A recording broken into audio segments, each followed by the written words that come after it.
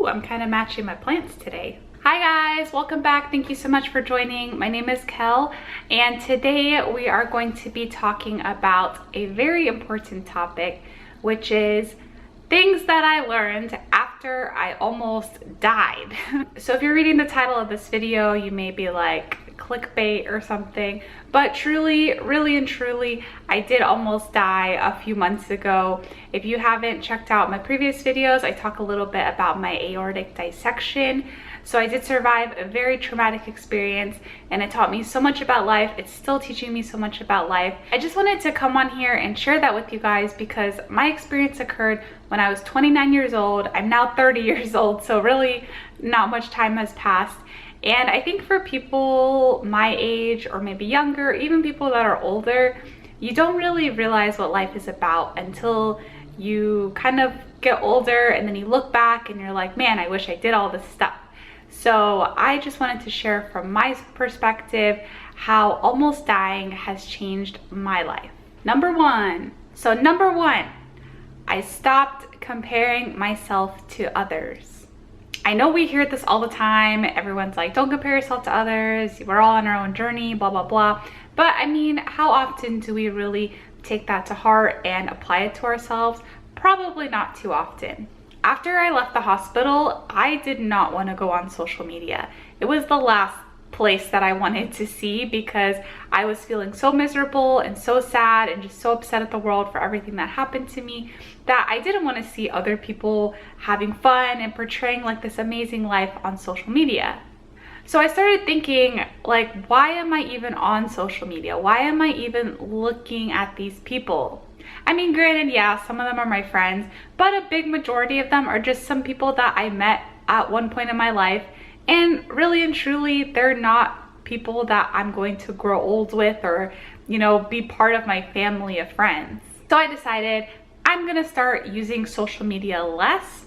I do use social media for business purposes, but I'm talking about in terms of my personal use. I did decide to use it less. The reason that I bring this up is because social media is the perfect place to compare yourself to others.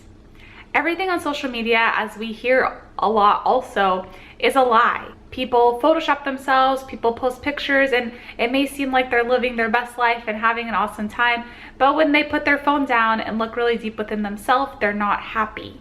But all we see is that happy picture on Instagram, and we're like, oh my gosh, they must be living the best life ever, and I'm so jealous and I wish my life was like that. So after this experience, it really taught me to just stop comparing myself to others, focus on myself, because really that's all that matters.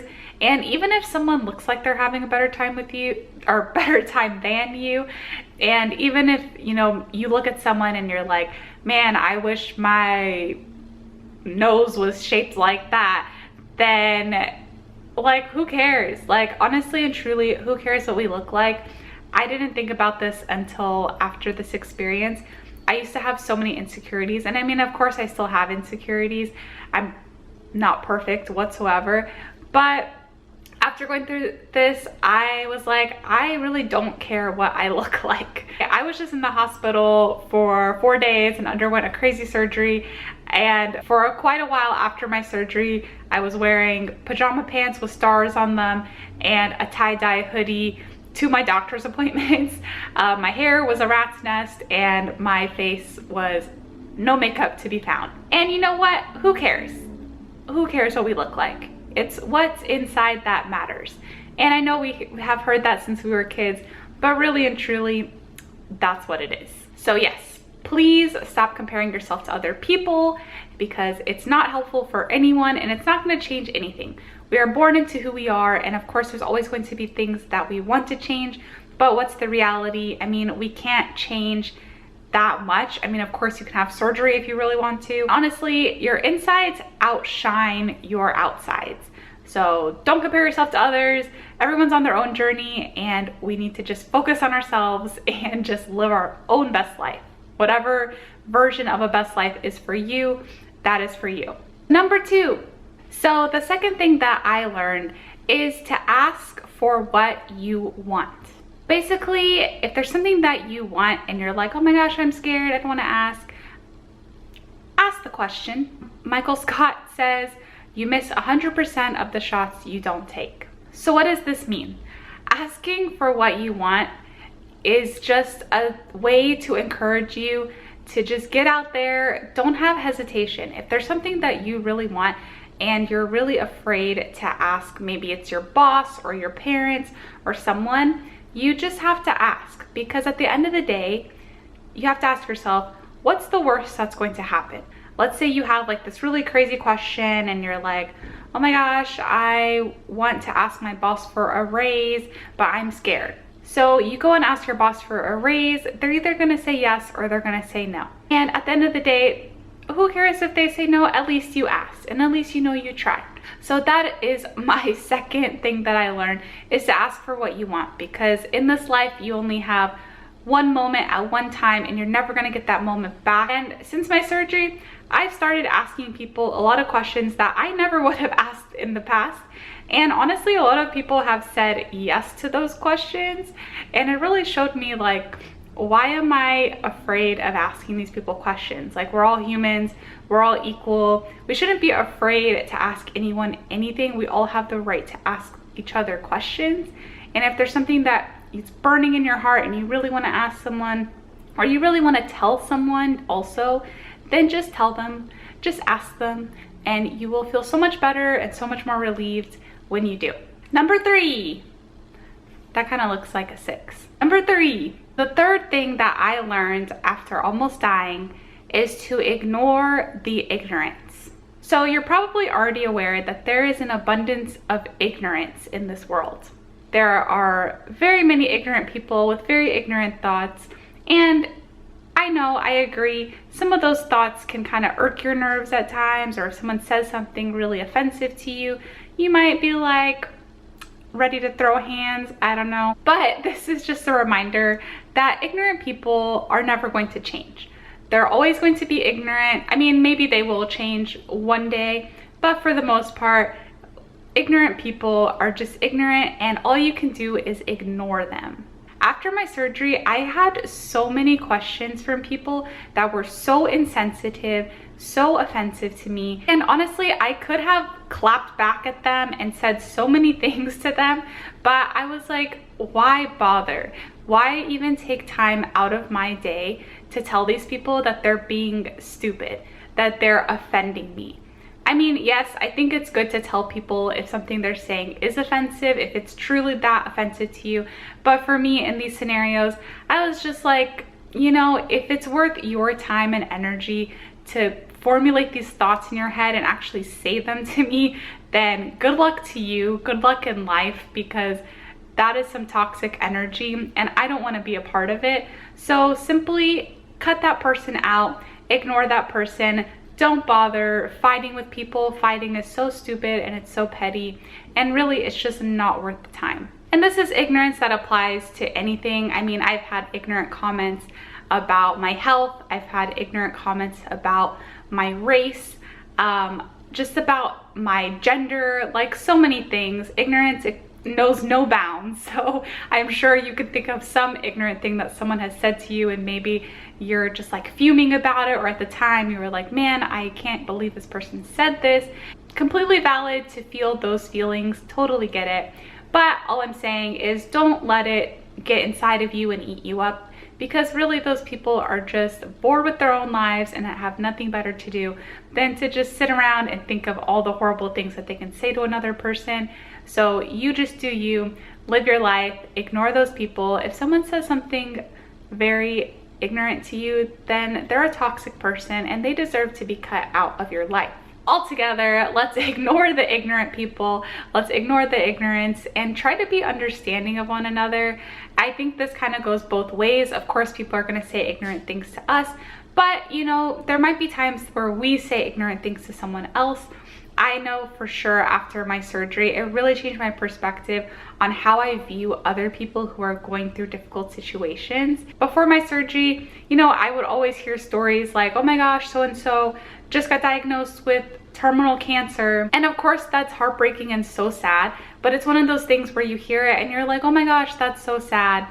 10 minutes later, hey guys, wanna go get some boba? And that's honestly the sad truth about society, is that this horrible, like, constant horrible news is so integrated into our society that we hear it and we're just so numb to it, and it just becomes a part of our daily life. So after this experience, every time I hear something horrible happening to someone, I have so much more empathy for them, so much more ability to relate to their situation and not just kind of brush it off my shoulder. Everyone has their struggle, and I think it's really important to remember that nobody is alone in that. Like, everybody has a struggle, and it's really important to remember that we're all going through things, and we all really need to be respectful of each other, and we all truly need to put ourselves in another person's shoes and ask yourself, am I going to be offended? Like, would I be offended if this person asked me this question that I'm about to ask them? And if the answer is yes, then maybe rethink that question or try to think of a different way to ask it in which they are not offended. But yes, let's block out the haters. I don't know if it's too millennial of me to say that, but that's kind of what it boils down to. Number 4, the fourth thing that I learned from almost dying is to not stress about work. We have so little time on this planet, truly nothing. And if you spend 40 hours a week doing a job that brings you absolutely no satisfaction and no fulfillment, like, what are you doing? And I think that's something that really doesn't get to happen for a lot of people, which is very sad. If you're at work and you're constantly looking at the clock and you're constantly like, oh my gosh, when is it 5 o'clock so I can go home? Then chances are you probably don't feel fulfilled by your job. And let me tell you guys something. I almost died. I think that's pretty evident at this point, but just reiterating, I almost died. And when I say I almost died, like literally I was hours away from being buried 6 feet under, okay? And guess what? My workplace continued to thrive. They did not need me to continue working. Yes, it would have been easier and we would have had less shifts needing to be filled if I were there, but they made it. They had enough people to cover the staff and they had enough manpower to make it work. Life went on. I know there's a lot of people out there who are like, oh my gosh, I have this deadline, or like, my boss is gonna be so mad if I don't do this, and they're just like stressing about their job, and they're like, oh my gosh, I'm gonna get fired, and they sacrifice their health, sacrifice their well-being for their job. So it's so important to remember this. You are replaceable. And I mean that in the best way possible, and I only really mean that in terms of your job, that you're replaceable. As a person, you are one of a kind, not replaceable. But in terms of your job, you are replaceable. And really, not to say that you shouldn't work hard at your job. If you really love your job and you really love all the stress and everything, great, good for you, you do that. I'm talking about if you are miserable and your body is declining and you just feel all of these negative effects, then really stop and take a minute and think about what it is that you are doing and what you're trying to achieve in life, because that might not be what you're doing right now. There's a really cool concept in Japanese culture that actually my husband and I learned about even before my surgery. My husband is half Japanese, so his culture is like very integrated in that, and this term is called ikigai, and basically it's your purpose for living. So essentially, ikigai is comprised of 4 aspects: what you're good at, what the world needs, what can make you money, and what you love. I think this concept is so awesome because that really encapsulates everything that you could possibly want out of, like, basically what your life is about. So I'd highly recommend everyone to search ikigai. You can find, like, they have these little Venn diagrams that tell you all the different components and how they relate to each other, and then you can kind of fill it out on your own to figure out what your ikigai is. It's not something that you're gonna sit down and be like, oh my gosh, I found my purpose for living in 10 minutes. It's gonna take you some time, and that's normal. I've been working on this for months and I still am kind of unsure, but it's just like a cool way to put something on paper and see something, kind of have just something mapped out for what's truly going to make you happy. Number 5. Wow. The 5th thing that I learned is to say yes. So you probably have seen the movie Yes Man. I guess it's kind of that same concept. Essentially, say yes to things. My whole life I have said no to a lot. I probably have said no a lot more times than I have said yes. And the reason for me saying no to a lot of things is because I'm scared. So I urge everyone to say yes more often in their daily life. So the other day I was driving home from work, and instead of taking the freeway, which I usually do, I was like, I'm gonna take this back way because maybe it's a little bit faster. There was some traffic. So as I was driving down this back road, I saw this little black object just running back and forth in the road. And I legitimately in my head was like, wow, that looks like a skunk, a baby skunk, because it was tiny. It was like a tiny, tiny little black thing. And I just saw cars braking, trying not to run over whatever this little black thing was. As I got a little bit closer, I realized that this was a literal cat. It was a kitten. And not a single car actually pulled over. Everyone was just braking and hoping they didn't smush this cat into the ground. So the past me, before my surgery probably, would have been like, oh, okay, this cat is going to make its way out of the road and everything's gonna be okay. I don't need to get involved in this scenario. But the new me who says yes to things decided yes, I am going to help this cat. Without even thinking too much, I pulled my car over. It was a 2-lane road. I pulled my car over. I put on my hazard lights. There were cars flying back and forth. And mind you, this was the bottom of a hill. So I couldn't even see the cars that were gonna be coming over the hill. And also, mind you, I had open heart surgery about 3 or 4 months ago. So, you know, I'm not really in the most athletic of shapes right now. But I decided I have to help this kitten. There is no way that I can drive past this poor kitten and not help him. So I got out of my car, stood there, stopped the traffic from the cars on both sides as much as I could, and chased this little kitten onto the sidewalk. This kitten had me running. Let me just say that was my first time running, truly running, since after my surgery. So I chased this kitten onto the sidewalk and he immediately jumped into a bush trying to get away from me. I mean, I guess if I saw me running towards me and I was like a tiny kitten, I'd probably be scared too. But luckily there was a fence there with some bushes next to it, and the little kitten jumped into a bush and got kind of a little bit stuck. So I was able to pick him up and hold him and comfort him and make sure he was okay. I couldn't find the little kitten's family or anything, so I decided this kitten's coming home with me. And he turned out to be the most amazing kitten ever. We really fell in love with him. We unfortunately were not able to keep him because our dog is kind of like not the biggest fan of kittens. And so we ended up giving him to a rescue. He's now in a foster home and he's doing so well and we're so happy. And by the way, we named the kitten Squidward. So saving Squidward honestly changed my life. Saying yes to that moment changed my life in so many ways. Not only did I run for the first time since my surgery, but I also drove an hour there and an hour back to drop Squidward off at this rescue. And after my surgery, driving was a huge fear of mine, especially driving an entire hour or 2 hours there and back. And that was something that brought me a lot of anxiety. I was really scared, and honestly I thought that I was gonna have a lot of anxiety and a lot of fear about it, but because I had Squidward there with me, I really felt like I could do it, and I did it. And imagine if I had never said yes to this situation, I never would have, I mean, most importantly, I never would have saved Squidward. And then also, I never would have done those things that I've been so scared of. I would have pushed them back further and further until I thought that I couldn't achieve it. Saying yes to situations that you normally would say no to, it really opens up a whole new world of possibilities where you may do things that you never thought you could do.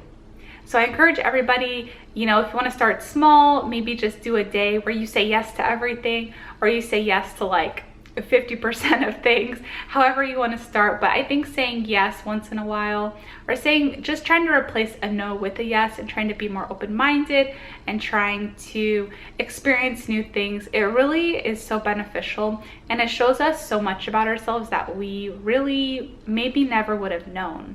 So those are my 5 things that I learned from almost dying. And I'm obviously still learning things every day. There's going to be, I'm sure, tons of things that I learn along the way. But those are the kind of 5 big things that I've learned in these short few months where there's been so much happening And those are the big life lessons that have sunk in at this point. If you've gone through a similar experience, like a near-death experience, and you've learned something, please share with me in the comments below. I'd love to read and learn from you guys as well. Before we end this video, I'd like to just say thank you for watching. And if you do enjoy this video, please give it a thumbs up, like this video down below, and also subscribe to my channel if you are interested in more videos like this, or interested in, I guess, just watching my face for a few minutes. So thank you so much for watching. I hope everyone has an amazing day, and I'll see you guys on the next video. Bye!